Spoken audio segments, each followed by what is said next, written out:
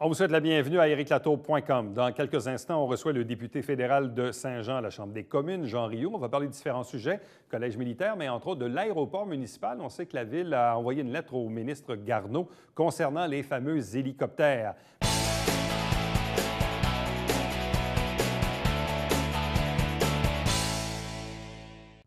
Parlons des différents enjeux fédéraux pour le comté de Saint-Jean avec le député Jean Rioux. Bonsoir et bienvenue. Bonsoir. Vous êtes en pause parlementaire. Exact. Et non pas en vacances. Exactement, parce qu'on rattrape le temps où on est absent dans le comté, principalement depuis que je suis secrétaire parlementaire. Je suis absent le vendredi, donc j'ai des horaires chargés lorsqu'on a une relâche parlementaire. Et il faut le dire également, les gens ne le savent pas toujours, mais un député fédéral est, disons, réquisitionné beaucoup plus longtemps dans l'année au Parlement qu'un député provincial. Oui.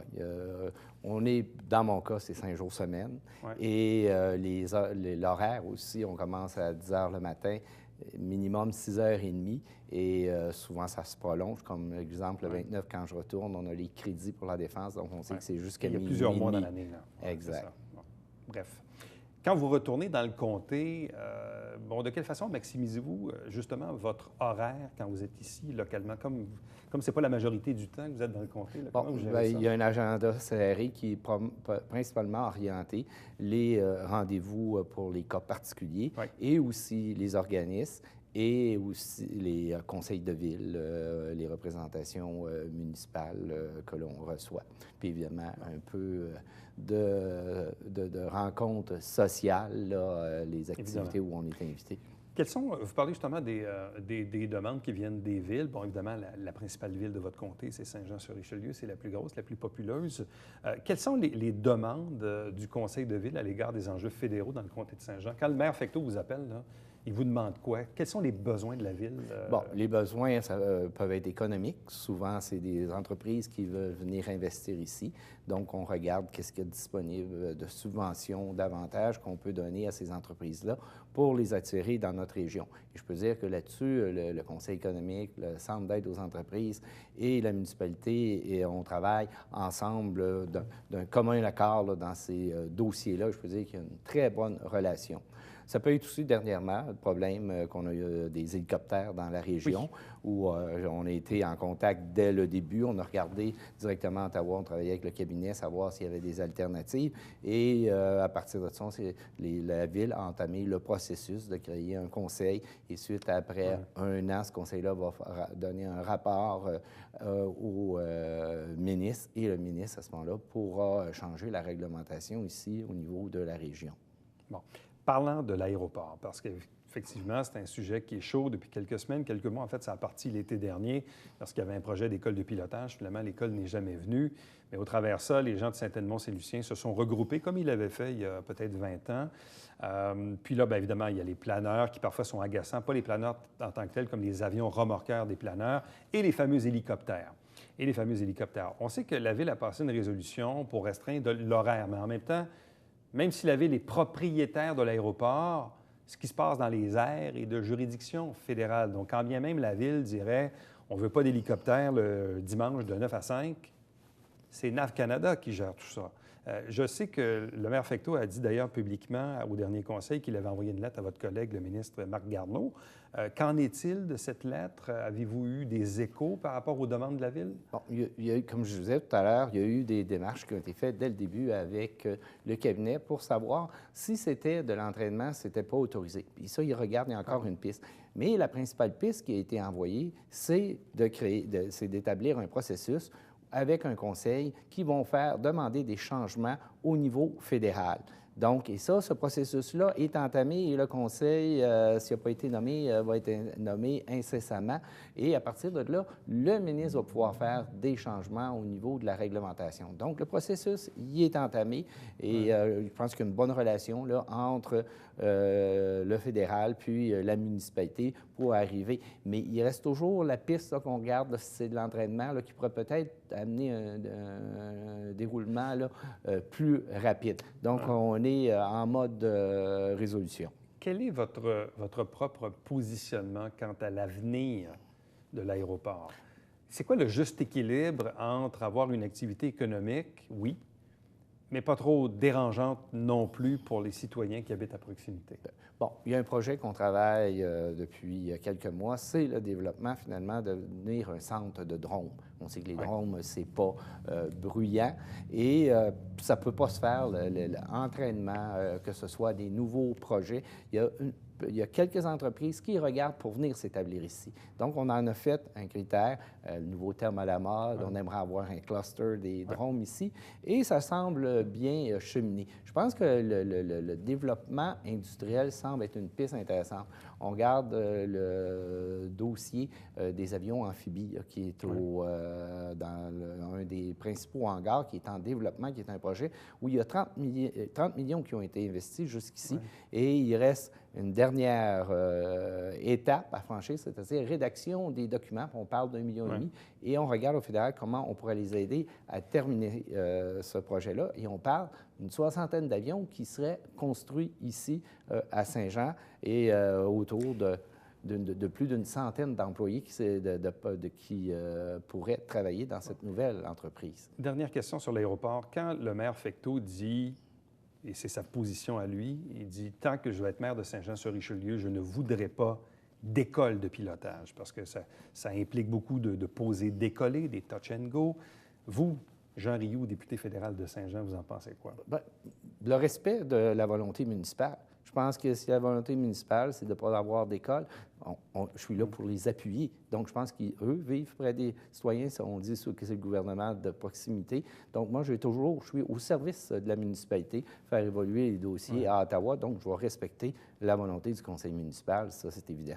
Bon. Côté militaire, garnison ou principalement collège militaire, qu'en est-il maintenant des projets universitaires, évidemment, pour le collège? Bon, ici, il y a des bonnes nouvelles. Garnison, je vous dis, l'année passée, la formation a augmenté de 4 500 à près de 6 000 par année. Ce qu'on parle, tous les recrues viennent ici à Saint-Jean pour une formation de 3 mois. Donc, je vous le disais, à peu près tous les militaires, là, quand je les rencontre, on a un lien commun, le comté de Saint-Jean, parce qu'ils ont passé leur début de leur carrière. Au niveau du collège militaire, là aussi, on a fait du recrutement cette année. On devrait avoir une centaine d'élèves cadets de plus cette année. C'est ça, le recrutement, donc, est important.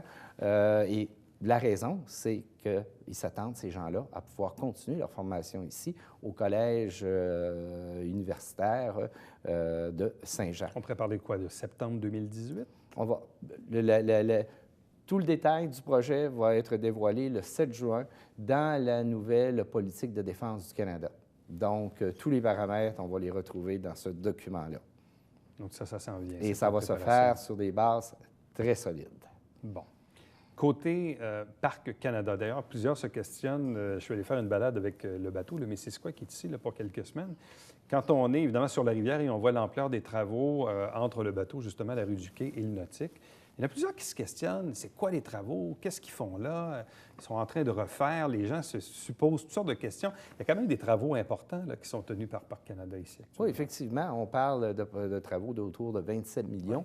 Finalement, c'est pour s'assurer, c'est l'infrastructure qui cédait, qu'il fallait s'assurer. Finalement, on sait la force de l'eau, des vagues et ainsi de suite. Donc, on était rendu à cette étape-là de faire ces travaux. Et par contre, même s'il y a des travaux, la voie reste accessible et ainsi de suite. Puis aussi, ça me permet de vous rappeler que cette année, les activités à Parc Canada vont être gratuites dans le cadre du 150e anniversaire du Canada. Bon. Un autre aspect dont on parle peut-être un peu moins, au niveau des douanes. Moi, je regarde dans mon entourage, bien des gens se disent « Ouais, est-ce qu'on va aller aux États-Unis cette année? » Il semble qu'on a des amis, des connaissances qui se font achaler, disons, par les douaniers américains, se font demander leur téléphone cellulaire, presque leur mot de passe pour vérifier leurs contacts Facebook, etc. C'est beaucoup plus intrusif comme question de la part des douaniers américains. Évidemment, ça, vous ne le contrôlez pas, ce n'est pas votre gouvernement. Mais en même temps, dans vos relations entre le Canada et les États-Unis, est-ce qu'il y a des... Et surtout qu'on est un comté frontalier, le transport des personnes et des marchandises entre le Canada et les États-Unis, c'est quand même assez vital dans notre communauté. Quelles sont les demandes que le gouvernement du Canada fait auprès du gouvernement américain pour, disons, alléger le passage à la douane? Bon, on essaie de maintenir, mais jusqu'ici, je pense que les cas que vous évoquez sont plus des cas d'espèce, de ce que je peux savoir, parce que le ministre en a parlé à la Chambre des communes, et il ne semble pas y avoir plus de demandes, d'exigences qu'on pouvait connaître par la suite. Il y a des cas qui ont été beaucoup plus médiatisés, mais les statistiques qu'on a présentement ne semblent pas aller dans ce sens-là. Et si je me fie, moi, au terrain, ce n'est pas quelque chose que j'entends parler, là. Peut-être que d'en avoir parlé ce soir, qu'il y en a plus qui vont se manifester. Non, mais honnêtement, ce n'est pas une préoccupation là, sur le terrain. Bon. Et concernant le fameux prolongement de l'autoroute 35, on sait qu'il y a une portion fédérale qui a d'ailleurs été promise par votre gouvernement. Est-ce que le gouvernement du Québec disons, vous avez tendu la main, mais est-ce qu'il y avait une main à l'autre bout pour... Oh, au fédéral, on est là. Avant de venir à l'émission, j'ai appelé au ministère des Infrastructures pour avoir... Le dossier est présentement au statu quo. C'est-à-dire que c'est un projet prioritaire. Ça a été déposé à Ottawa en nous disant, oui, c'est un des projets qu'on veut réaliser. Ce qui manque, c'est ce qu'on appelle dans le jargon, là, le business case, nous dire combien ça va coûter, quand ils veulent le faire, et le montant et aussi le tracé, nous le démontrer. Donc, c'est cette partie-là qui manque. Mais ce que j'entends de Québec et autant d'Ottawa, c'est un projet que tout le monde veut réaliser. Donc, il s'agit d'un arrimage là, qui manque et qui va arriver. Et nous sommes prêts à Ottawa. Je peux vous dire ça, on l'attend. Et j'ai eu des discussions dans le dernier mois avec le ministre Fournier, qui est en charge des relations interprovinciales avec Ottawa. Et aussi, j'ai des discussions avec le député parrain, M. Poetti. Donc, c'est un projet qui a une volonté politique, autant de Québec que d'Ottawa. Et je serai le plus heureux qu'on puisse annoncer la contribution du fédéral. Jean Rioux, merci beaucoup. Ça m'a fait plaisir.